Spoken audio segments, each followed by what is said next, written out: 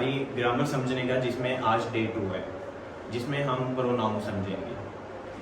Student बस आपने अपने ना पूरे दिन का एक 30 मिनट से 20 मिनट्स का ये लेक्चर होंगे, इनको अच्छे से लेते जाना है। आपकी प्रिपरेशन खुद ब खुद होना शुरू हो जाएगी। आपने कुछ ज्यादा सोचना समझना नहीं है, ना कोई रट्टेबाजी लगानी है, बस चीजों को लॉजिकली समझना शुरू करना है। लॉजिकली आपको जहां पर भी मसला है, आपको लॉजिकली नहीं समझ आ रही चीजें, आपने क्वेश्चन करना है। आप कमेंट सेक्शन में क्वेश्चन कर सकते हो, आप व्हाट्सएप के थ्रू क्वेश्चन कर सकते हो, और इवन आप फिजिकल क्लास में आगे भी क्वेश्चन कर सकते हो। आपने क्वेश्चन करना है, लॉजिकली सीखना है, रट्टाबाजी नहीं लगानी, ताकि आपको जिंदगी के किसी भी जाकर फेज में ये प्रॉब्लम ना क्रिएट हो कि आपने जो पढ़ा है या जो सीखा है वो आप भूल जाओ, कि आपको दोबारा आपको देखना पड़े, अच्छा ये क्या था, ही इसमें लगना था, व्हाट इसमें लगना था, डैड इसमें लगना था। तो उसके लिए ही ये क्लास बनाई गई है। सो जस्ट 20 से 25 मिनट्स अगर आप डेली के दे रहे हो ना, तो उससे आपका कुछ जाया नहीं होगा, आप कुछ ना कुछ गेन करोगे, लर्न नहीं करोगे। ओके, एंड सबसे इंपॉर्टेंट चीज आपको एक बात बताऊं, मैंने जो अपनी लाइफ में भी एनालिसिस किया है, या मैं जितने भी बड़े बड़े जो सक्सेसफुल पर्सन हैं उनको अगर मैं देखता हूँ या उनको मैं रीड करता हूँ, तो मैंने एक चीज एनालिसिस की है। सक्सेस जो है ना, सक्सेस ये हार्ड वर्किंग या टैलेंट से नहीं आती। कि एक बंदा कहे कि बड़ा टैलेंटेड है, तो टैलेंटेड है तो इट्स मीन वो सक्सेसफुल है, ऐसा नहीं हो सकता। सक्सेस मानती है कंसिस्टेंसी।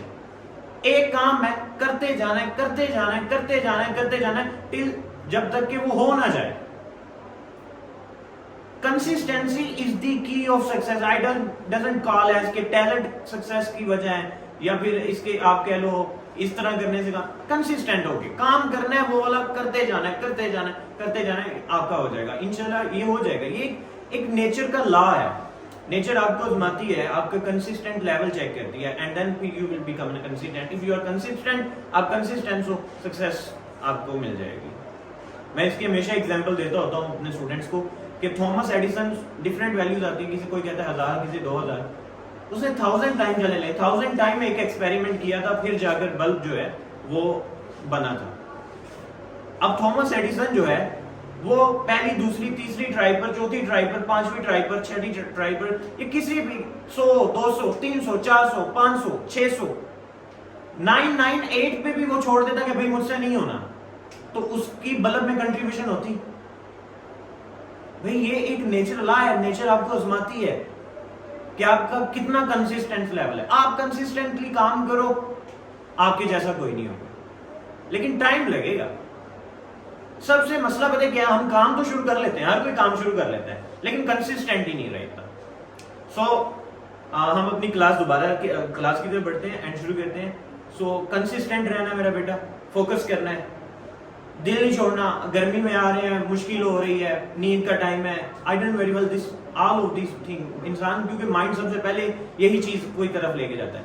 लेकिन आज के आपके 20 से 25 मिनट दिए हुए, मैं आपको गारंटीड कहता हूं कि अगर आप ये 60 डेज कंप्लीट करोगे ना, तो आप टीचर्स को कंपीट करोगे। आप अपने ही रिलेटिव्स में जो लोग प्रेजेंट है ना, उनकी उतनी अच्छी ग्रामर नहीं होगी जितनी आपकी अच्छी ग्रामर। मतलब आपने जुड़े रहना है साथ, ठीक है ना। कामयाब वही होता है जो ना चिलेस की तरह चिपक जाए और बस करता जाए और कहता जाए। So now let's start our lecture. Pronoun क्या है? आज का हमारा टॉपिक है कि प्रोनाउन है क्या।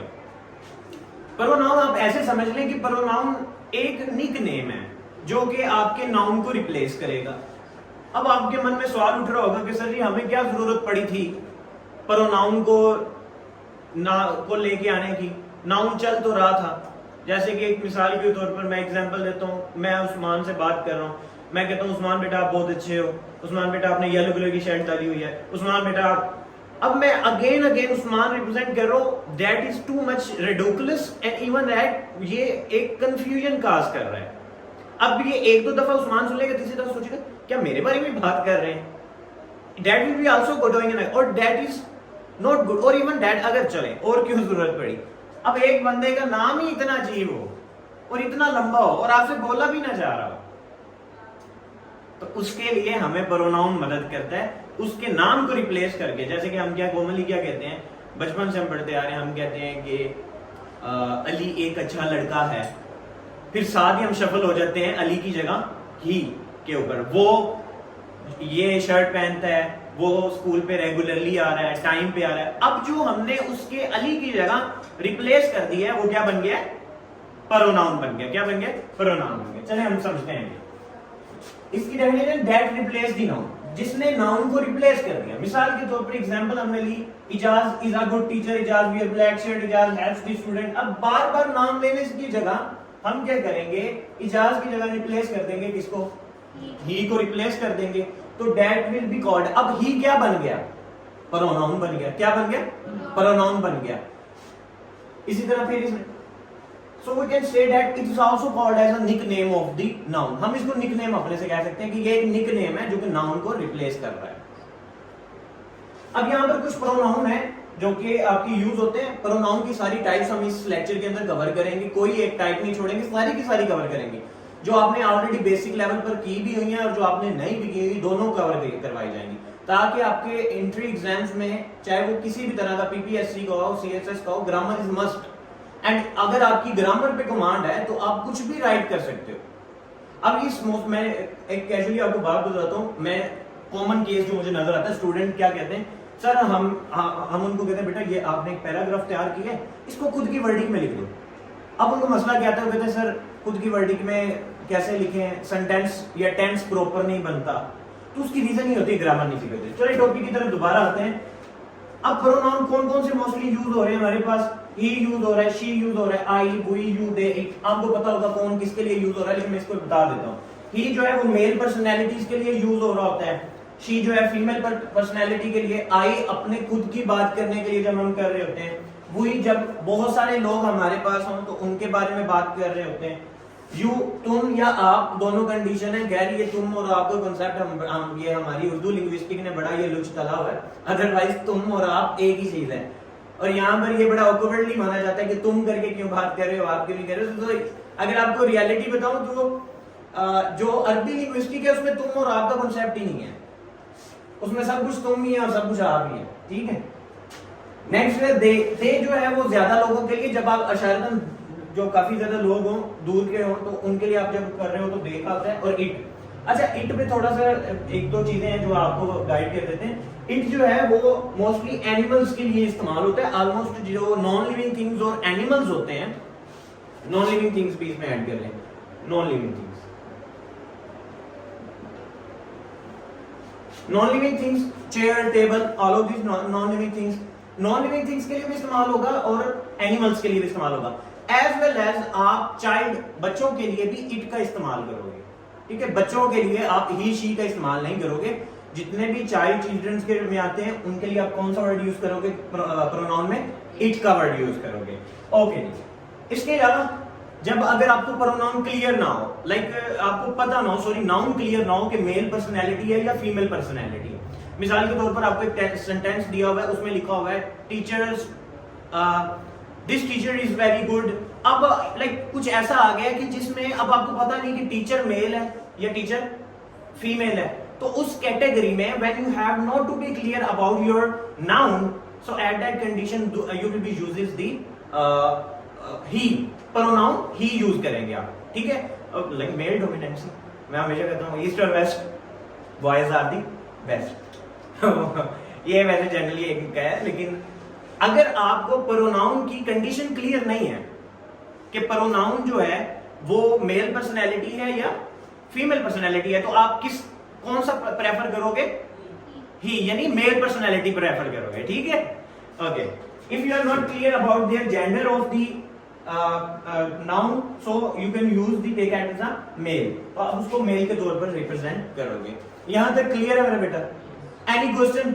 आपके मन में कोई भी क्वेश्चन आ रहा है आप जल्दी से पूछ सकते हो, यहाँ पे पूछ सकते हो, बाद में पूछ सकते हो, एंड व्हेनेवर आप कमेंट सेक्शन में पूछ सकते हो, और इवन दैट आप व्हाट्सएप चैनल के थ्रू भी हम हमारे से पूछ सकते हो। सो यहाँ तक कोई क्वेश्चन तो नहीं आपका मेरे बेटा? एनी क्वेश्चन आप पूछ सकते हैं बेटा, इजीली आप पूछे, कोई मसला नहीं है। Okay, clear? अच्छा, एक छोटी सी बात समझते हैं, उसके बाद हम नेक्स्ट जो है ना इनकी टाइप्स में मूव करेंगे। आपने बचपन से पढ़ा होगा सेंटेंस, तो सभी ने पढ़ा होगा सेंटेंस। सेंटेंस एक कॉमन जुमला होता है। अब जुमला तीन चीजों पर मोस्टली जो है ना वो क्या कहते हैं, निर्भर करता है।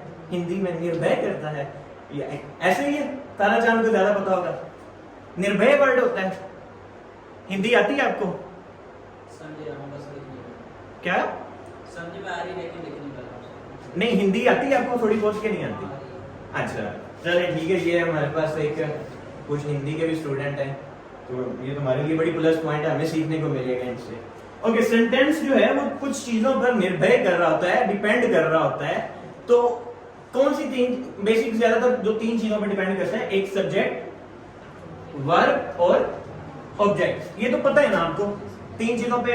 अब सब्जेक्ट क्या होता है? सब्जेक्ट वो होता है जो काम कर रहा है, जिसको हम उर्दू में फाइल कहते हैं। और जो वर्ब है उसको हम कहते हैं फेल। फेल क्या होता है? काम। और जो हमारे पास जिस पर काम हो रहा होता है उसको हम कहते हैं मफऊल। मफऊल ये जिस पर काम हो रहा हो। ओके, तो सेंटेंस फाइल जो काम करने वाला है, काम करने वाला, काम करने वाला, काम करने वाला। और फेल जिस होता है काम, जो काम है। और इस पर हमारे आगे इस जो 60 डेज हमारे पास चैलेंज है, इसमें हम जो है वो वर्ब्स और सारी टाइप्स क्लियर करेंगे। अभी हम जो है वो ये पार्ट्स ऑफ स्पीच को लेके चल रहे हैं, फिर हम इसमें सारा कुछ करेंगे, एडजेक्टिव, वर्ब, क्लॉज, प्रोनाउन। तो बस आपने जुड़े रहना है double A science academy official के साथ। आपको सारे के सारे लेक्चर्स रिकॉर्डेड फॉर्म में भी मिल जाएंगे और फिजिकल क्लास में भी मिल जाएंगे। उस कैंडी में, कैंडी ऑब्जेक्ट है, इस पर काम हो रहा है मफऊल। ये मैंने इसलिए बताया क्योंकि आगे हमारे इसी के ही प्रोनाउन की टाइप्स में समझने में आना है सब्जेक्टिव केस और ऑब्जेक्टिव केस।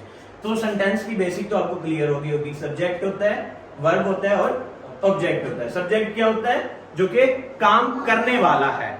और वर्ब क्या है? जो काम हो रहा है, जो काम हो रहा है। और मफऊल क्या है या ऑब्जेक्ट क्या है? जिस पर काम किया जाता है, जिस पर काम किया जाता है, काम करने वाला, काम और जिस पर काम होगा। तो ये तीन कैटेगरीज में हमारे पास आ जाता है। प्रोनाउन को हमने ऑलमोस्ट क्लियर कर लिया था, अब हम इसकी टाइप्स पे चलेंगे। और मुझे जहां तक लगता है टाइम काफी ज्यादा हो गया है, और हम जो है प्रोनाउन की इन टाइप्स को दो, पर्सनल प्रोनाउन को आज डिस्कस करेंगे और उसका पहला केस डिस्कस करेंगे। और बाकी की टाइप्स हम इंशाल्लाह नेक्स्ट लेक्चर जो होगा कल का, डे नंबर 3, उसमें क्लियर करेंगे। ठीक है, so come back to the topic, personal pronoun. अच्छा, पर्सनल प्रोनाउन में ना नाम ही शो कर रहा है पर्सन को, जो कि किसको रिप्रेजेंट करेगा? पर्सन को, मेन पर्सनैलिटी को रिप्रेजेंट करेगा। वो कौन सा नाम प्रोनाउन बन जाएगा? पर्सनल प्रोनाउन बन जाएगा, जो मेन पर्सनैलिटी को रिप्रेजेंट कर रहा होगा। अब that show the specific person. अब यहाँ पे पर्सन को जरा समझिएगा, ये आपको आगे डायरेक्ट इंडायरेक्ट में भी काम आएंगे, इसीलिए इसको आज अच्छे से समझ लीजिएगा। और मैं बताऊंगा भी रीजन। आई और वही फर्स्ट पर्सन होता है, यू सेकंड पर्सन होता है, और थर्ड पर्सन जो है वो दे, ही, शी और इट थर्ड पर्सन होता है। अब जरा लॉजिक थोड़ा समझिएगा। आई और वही को ही क्यों फर्स्ट पर्सन कहा गया? देखो, जब भी मैं बात करूंगा, मैं कहूंगा कि ये मैंने कहा, सो मैं अपने बारे में कह रहा हूं। So firstly we will say my self, जो मैंने अपने आप को कहा है, ये मेरे बारे में बात है। तो मैं फर्स्ट पर्सन हूं जो कहने वाला हूं, या मैं कहूंगा या बहुत सारे मिलकर हम बैठे हुए बात करेंगे तो हम कहेंगे हमने कहा। ठीक है, तो ऐसे समझो कि बात जहां से निकली है। ठीक है, ऐसे ही होता है ना, या मैं अकेला बैठा हूं तो मैं कोई ना कोई बात छेड़ दूंगा, या बहुत सारे हम लोग बैठे हुए हैं तो कोई ना कोई गॉसिप भी निकाल देंगे। तो ये पहले पर्सन हो गए जिन्होंने बात निकाली है। ठीक है, किसके बारे में निकाली है? तुम के बारे में निकाली है। सामने जो सुनने वाला है, सुनने वाले के बारे में निकाली, तो सुनने वाला कौन सा पर्सन हो जाएगा? सेकंड पर्सन हो गया। अब थर्ड पर्सन कौन सा होगा? थर्ड पर्सन वो होगा जिसके बारे में हो गई है। वो, उसका, दे, वो फीमेल हो सकती है, वो मेल हो सकता है, वो या कोई लिविंग नॉन लिविंग थिंग हो सकती है, या कोई बच्चा हो सकता है। ठीक है, तो इस तरह हमने जो है इनको कैटेगराइज किया है, first person, second person and third person. I hope so ये आपको क्लियर हो गया होगा कि फर्स्ट पर्सन जो बात कर रहा है, सेकंड पर्सन जो बात सुन रहा है, और थर्ड पर्सन जिसके बारे में बात हो रही है। क्लियर हो गया? जैसे हमने कॉमनली बात करते हुए क्या कहते हैं? वो जो है वो बड़ा तेज है। कॉमनली हम कहते हैं ना वो बड़ा तेज है। सो वो जो है ऐसे, like we have to be representing someone, like कि हम किसी को जो पॉइंट आउट कर रहे होते हैं, किसी को बता रहे होते हैं किसी थर्ड पर्सन के बारे में। ठीक है, सो दे, ही, शी और इट ये थर्ड पर्सन हो जाएंगे, and you second person and I जो है वो फर्स्ट पर्सन के तौर पे इस्तेमाल हो जाएगा। यहाँ पर कुछ एग्जांपल्स ले लेते हैं, जैसे कि मैंने यहाँ पर ऑलरेडी ली थी कि इजाज इज अ टीचर। अच्छा ये एक बात और क्लियर कर लीजिएगा कि यहाँ पर जो पर्सनल प्रोनाउन है ये हमेशा सब्जेक्ट को रिप्लेस करेंगे। किसको रिप्लेस करेंगे? सब्जेक्ट को। और वो मैंने ऑलरेडी आपको बता दिया होगा अभी थोड़ी देर पहले कि सब्जेक्ट क्या होता है? जो काम, फाइल जो काम कर रहा है, और ऑब्जेक्ट है जिस पर काम हो रहा है। सो जो काम करने वाला है वो है फाइल, वो है सब्जेक्टिव के। अब जब भी आप सब्जेक्ट को रिप्लेस करोगे तो कौन सा प्रोनाउन आएगा? Personal pronoun. कौन सा प्रोनाउन आएगा? पर्सनल प्रोनाउन आएगा, क्योंकि वो ही तो क्या करेगा? सब्जेक्ट को रिप्लेस करेगा। ठीक है, क्लियर हो रही है बात? अब यहां पर जैसे इजाज का टीचर, अब हमने इजाज को रिप्लेस कर दिया है किसके साथ? ही के साथ। यानी इजाज यहां पर क्या था? सेंटेंस के मुताबिक वर्ब था, ऑब्जेक्ट था कि सब्जेक्ट था? सब्जेक्ट था, एग्जैक्टली सब्जेक्ट था। तो सब्जेक्ट के केस में हम यहां पर कौन सा प्रोनाउन लगाएंगे? Personal pronoun. ठीक है, यहाँ पर थोड़ी सी एक एडवांस बात, ज्यादा नहीं मैं टच करूंगा क्योंकि इतना ज्यादा ग्रामेटिकली हमारे नई जितने भी एनटीएस होते हैं उनमें पूछा जाता, बट फिर मैं उसको टच कर देता हूँ क्योंकि अक्सर ये इंटरनेशनल लेवल पे जितने भी एग्जाम्स होते हैं उनमें एक ये पूछी गई है बात, तो मैंने इसको क्लिक किया, तो that's why I will discuss in this topic now. थोड़ी सी बताऊंगा, ज्यादा है, आपको परेशानी नहीं होगी। अच्छा, पर्सनल में भी दो कैटेगरीज आ जाती है, पर्सनल और इम्पर्सनल। पर्सनल और इम्पर्सनल। पर्सनल तो आपको समझ आ गई, ये हमारे पास है। इसमें एक वर्ड है इट। इट कभी कभी अपने आप को इम्पर्सनल के तौर पे भी रिप्रेजेंट कर देता है। ठीक है, कैसे? ये मैं एक सेंटेंस लिखा होगा, it is I who doing this work. अब यहां पर देखो, इट इज आई, ये मैं था। अब इसे ना थोड़ा सा लॉजिकली समझिएगा, ये मैं था। अब बात किसके बारे में हो रही है? कौन कह रहा है? मैं कह रहा हूं। तो यहां पे सब्जेक्ट क्या होना चाहिए? आई ही होगा। एग्जैक्टली, इट नहीं होगा, आई ही सब्जेक्ट होगा। यहां पर आपकी जिम्मे ये रहेगा कि सर ये भी तो सब्जेक्ट हो सकता है, इट भी तो यहां पर पर्सनल प्रोनाउन में ऐड हुआ है, लेकिन यहां पर ये इम्पर्सनल होगा। ये अपने आप को नहीं रिप्रेजेंट कर रहा है, ये किसको रिप्रेजेंट कर रहा है? आई को रिप्रेजेंट कर रहा है। That's why so in some cases, that's not on ज्यादा केसेस में नहीं, लेकिन कुछ केसेस में अगर इस तरह का सेंटेंस है तो उसकी नौइयत को देखते हुए आपने ये भी देखना है कि ये किसी चीज को रिप्रेजेंट तो नहीं कर रहा, यहां पर ये खुद को रिप्रेजेंट नहीं करने आया, ये किसी और चीज को रिप्रेजेंट करने आया। तो यहां पर आई जो है वो पर्सनल प्रोनाउन है और इट क्या है? इम्पर्सनल प्रोनाउन है। ठीक है, यहां तक क्लियर होगी बात? तो ये हमारे पास जो है वो पर्सनल प्रोनाउन क्लियर हो गया। अब पर्सनल प्रोनाउन के आगे पोजेसिव, रिफ्लेक्सिव एंड ऑब्जेक्टिव, तीन केसेस आते हैं। कितने केस आते हैं? तीन केस। यानी है तो पर्सनल प्रोनाउन। अब हम आगे जो डिस्कस करने लगे हैं पोजेसिव केस, है ये पर्सनल प्रोनाउन ही, लेकिन उसका जो है वो केस है। ये पहला केस हमने देख लिया सब्जेक्टिव केस। ये कौन सा केस है? Subjective case. अब नेक्स्ट केस हमने देखने लगे हैं, कौन सा है वो? Possessive case. ये है सब्जेक्टिव केस, क्योंकि हमने किसको रिप्लेस किया था? सब्जेक्ट को रिप्लेस किया था, इसीलिए ये हो गया सब्जेक्टिव केस। अब आ रहा है पोजेसिव केस। पोजेसिव का मतलब क्या होता है? हम मोस्टली अपनी कॉमन लैंग्वेज में भी कहते हैं ये बंदे की नेचर बड़ी पोजेसिव है। पोजेसिव जैसे कॉमनली हम जो है ना वो डिस्कशंस में कह रहे होते हैं ये बड़ा पोजेसिव बंदा है, वो हर बात में मुझे टोकता है, रोकता है, ये नहीं करो, वो नहीं करो, ऐसे नहीं जाओ, वहां नहीं जाओ, यहाँ नहीं करो, ये ना पहनो। लाइक दिस इज, हमारे पेरेंट्स भी ऐसे शो करते हैं, that is a possessive nature.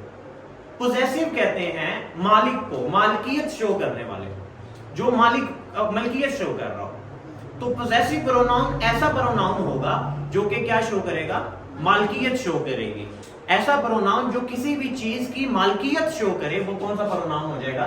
Possessive pronoun. जैसे कि कॉमनली कहते हैं मैं भी यहाँ पर पेन रखा, मैं कहूँ ये मेरा पेन है, ये मार्क मेरा ही है वैसे भी, लेकिन ये कहूँ मेरा पेन है, तो मैंने अब इस पर क्या शो कर दी?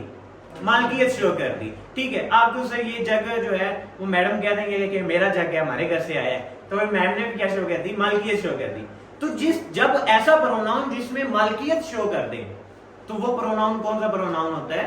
पोजेसिव प्रोनाउन होता है। ठीक है, अब इसके थोड़ी सी एग्जांपल लेते हैं, आपको समझ आ जाएगा। हम मोस्टली ये वाले पढ़ते आते हैं, लेकिन ये भी आपके यूज होते हैं। आज आपको ये भी क्लियर करवाऊंगा कि ये केस और ये केस में फर्क क्या है। माई, योर, हिज, हर, आवर और देयर, ये वो वाले हैं प्रोनाउन जो कि आपकी मालकियत शो करेंगे। जैसे कि एक एग्जांपल ले लेते हैं, दिस इज माई बुक, बचपन से पढ़ते आ रहे हैं, ठीक है, दिस इज माई बुक, ये मेरी किताब है। आपने मालकियत शो कर दी तो माई यहां पर क्या हो गया, पर्सनल पोजेसिव प्रोनाउन, क्या हो गया ये पोजेसिव प्रोनाउन, ठीक है।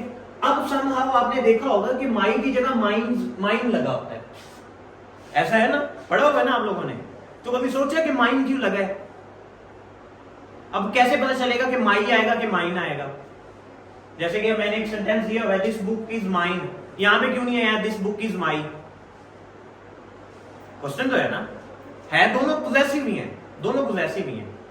अब इसी तरह योर की जगह कभी कभी योर्स लगा होता है, इसी तरह कभी कभी हिज जो है वो नहीं चेंज करता, ये अड़ियल है भाई, इसको नहीं चेंज करना, तो नहीं करना, तो नहीं करना, हिज का हिज ही रहेगा, हर का हज बन जाएगा, और आवर का और देयर का देयर। समहाउ अपने आप को ये रिप्लेस कर रहे होते हैं, और ये कहां करेंगे और किस कंडीशन में करेंगे, ये आज हमने समझना है कि जो पर्सनल प्रोनाउन पोजेसिव प्रोनाउन है वो कभी अपने आप को माई की कंडीशन में लेके आता है, कभी माइन की कंडीशन में लेके आता है। तो हमें क्लियर कैसे होगा कि माई आएगा या माइन आएगा, ये आज हमने समझना है।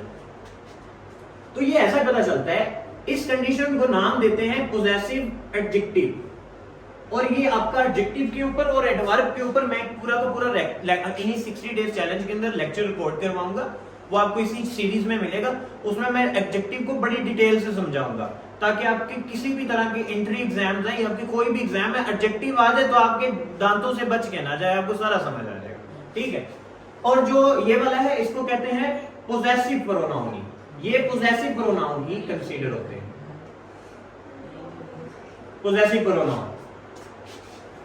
अब पोजेसिव प्रोनाउन कब कैसे पता चलेगा कि पोजेसिव प्रोनाउन आना है या एडजेक्टिव प्रोनाउन आना है? इसकी ना एक ही रूल है, एक ही जुगाड़ है जिससे आपको पता चलेगा। आपने देखना है कि अगर आपके नाउन से पहले प्रोनाउन लग रहा है, वो प्रोनाउन की टाइप ही है ना, मतलब पोजेसिव प्रोनाउन आपके नाउन से पहले लग रहा है, तो फिर आपके ये वाले यूज होंगे, पोजेसिव एडजेक्टिव यूज होंगे अगर वो नाउन से पहले लग रहा है, ठीक है। और अगर वो नाउन के बाद लग रहा है तो वो फिर कौन सा लगेगा, पोजेसिव प्रोनाउन। ये है पोजेसिव एडजेक्टिव, ये है पोजेसिव प्रोनाउन।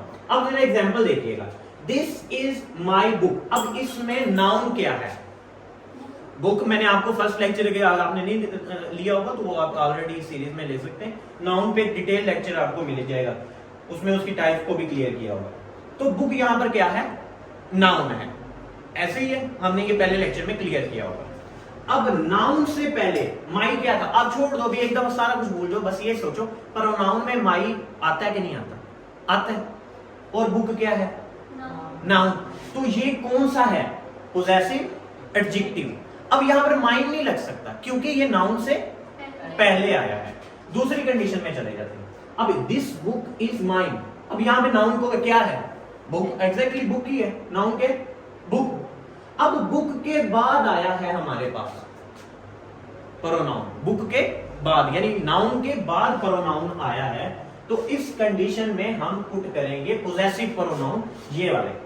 ये है पोजेसिव एडजेक्टिव, ये है पोजेसिव प्रोनाउन। अब समझ आया कि माइन कब लगेगा, अगर आपका नाउन पहले आ जाए और प्रोनाउन बाद में आए तो फिर जाएगा पोजेसिव प्रोनाउन माइन, आवर्स वगैरह के ऊपर। और अगर आपका नाउन बाद में आए और प्रोनाउन पहले आ जाए तो फिर आपकी कंडीशन लगेगी पोजेसिव एडजेक्टिव के ऊपर। यहां तक बेटा आप सबको क्लियर है? अगर फर्दर आपके जहन में कोई भी क्वेश्चन हो आप नेक्स्ट क्लास में पूछ सकते हैं। अगर कोई भी यूट्यूब या अदर चैनल्स के थ्रू देख रहा है तो कमेंट सेक्शन में और व्हाट्सएप चैनल के थ्रू या इंस्टा पर भी हमें जो है वो क्वेश्चन पूछ सकते हैं। आप सबके सब क्वेश्चंस को आंसर दिया जाएगा। Thank you so much and I again say that कि बेटा जो फिजिकल क्लास ले रहे हैं या ऑनलाइन क्लास ले रहे हैं, आप अपने समर वेकेशन में कंटिन्यूसली काम करें, रोजाना लेते रहे। आपको रोजाना, आई मीन वेरी वेल, आप में से कुछ ऐसे स्टूडेंट भी होंगे जिनको ये आता होगा, लेकिन आप उन पूरी बात में कोई एक ऐसी बात होगी जो इससे पहले आपने कभी सुनी नहीं होगी, ना कभी पढ़ी होगी, और वही एक यूनिक बात होगी। सो कनेक्ट रहें, सीखते रहें, कंसिस्टेंट रहें। कंसिस्टेंट रहेंगे, आपके जैसा कोई नहीं होगा। Thank you so much.